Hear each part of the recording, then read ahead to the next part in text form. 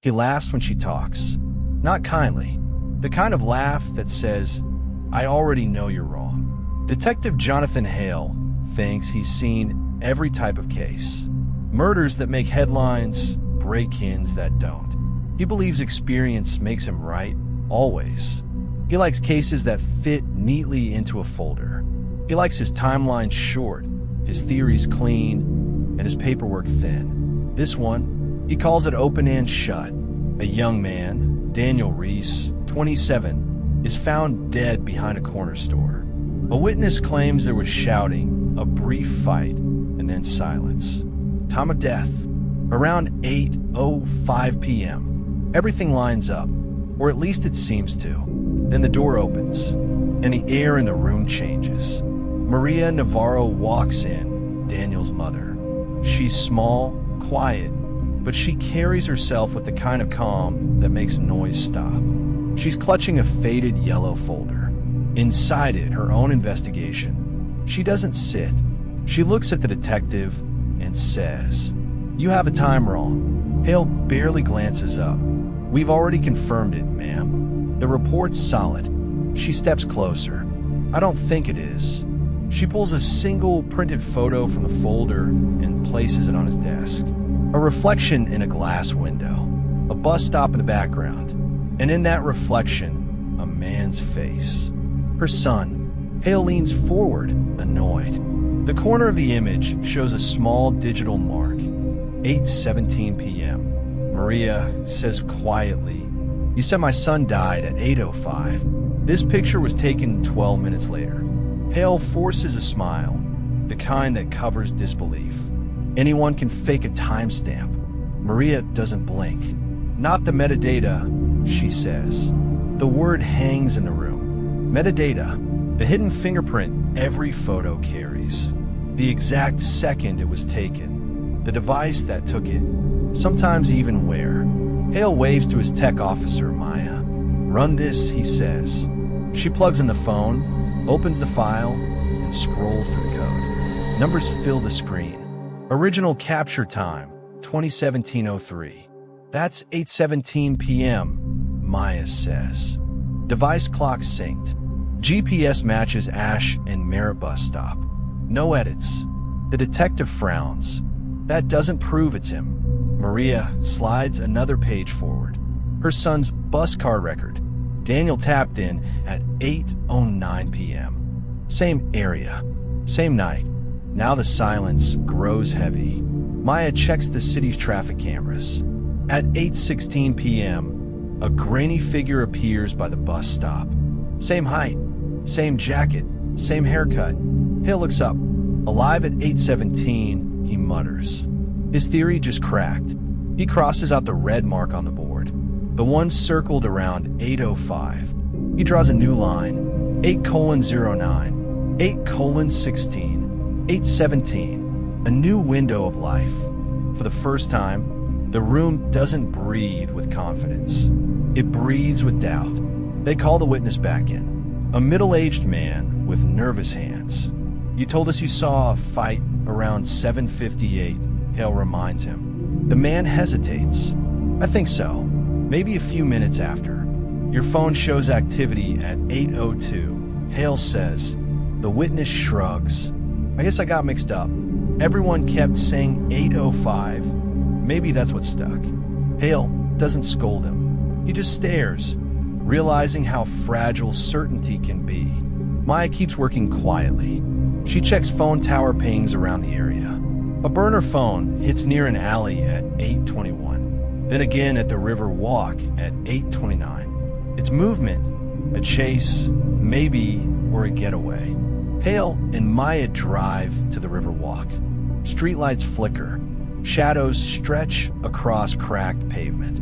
Maya plays a short audio clip from a doorbell camera a few houses away. It's muffled, but clear enough to make Hale stop walking.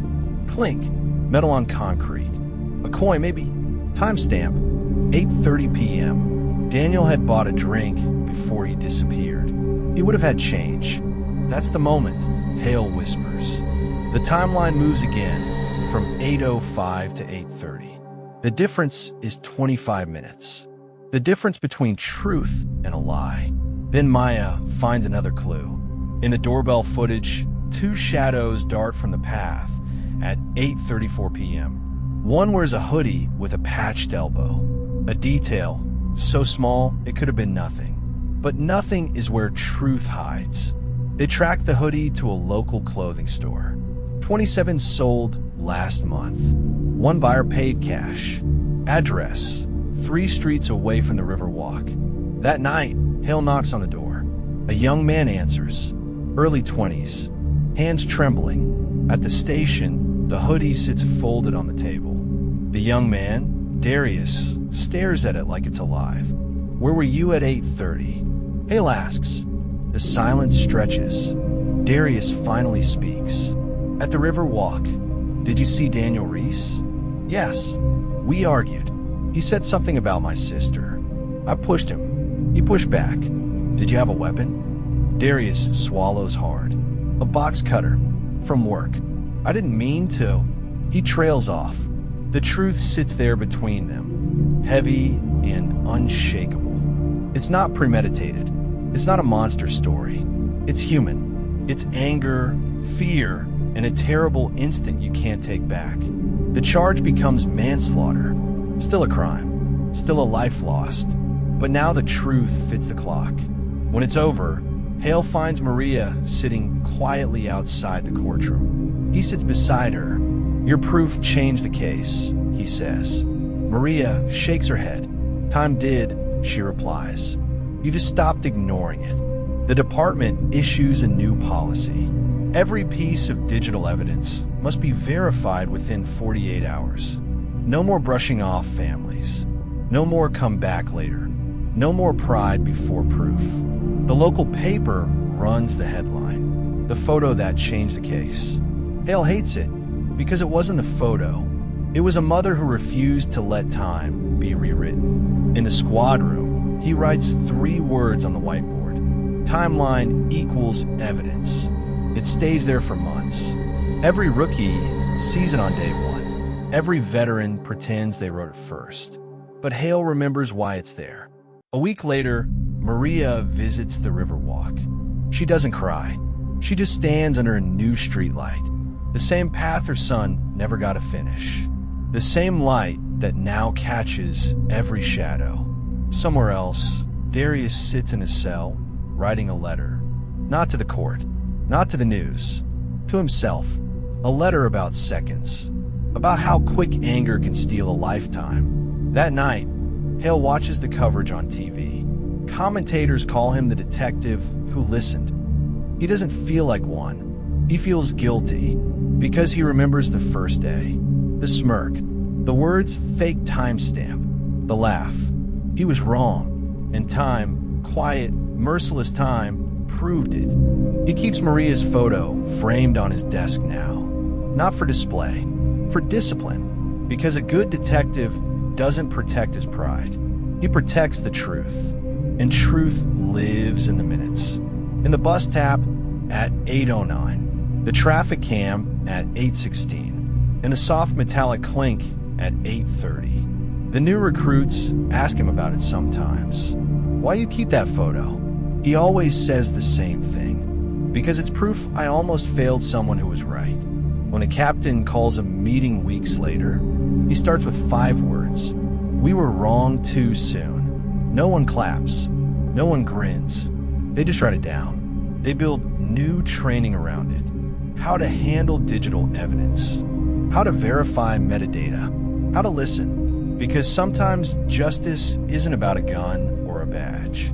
It's about who's willing to check the clock twice. A month passes. Maria drops by the precinct again. She hands Hale the original photo, now laminated. He stands when she walks in. "Thank you," he says. She looks around the room, at the new posters, the new lights, the quiet respect that wasn't there before. "Keep doing the part that hurts your pride," she tells him. Then she leaves. He looks at the board again. Those same 3 words. Timeline equals evidence. He adds one more beneath it. Listen, because that's what broke the case. Not luck, not brilliance. Just listening. He mocked her proof. He laughed at her timestamp. But Tom doesn't laugh. Tom just tells. And when you finally listen, it tells everything. Truth isn't loud. It's patient. It ticks. It waits. And when it arrives, it doesn't ask for permission to speak. Because for every case built on pride, there's a mother keeping the real clock. And for every detective who smirks too soon, there's a photo waiting to break his story. This is Hidden Case Files, True Crime, where minutes matter, where proof speaks louder than pride, and where truth always catches up. If you believe proof matters, subscribe, share this story, and stay tuned, because in every timeline, there's always another secret, waiting for the right second to be revealed.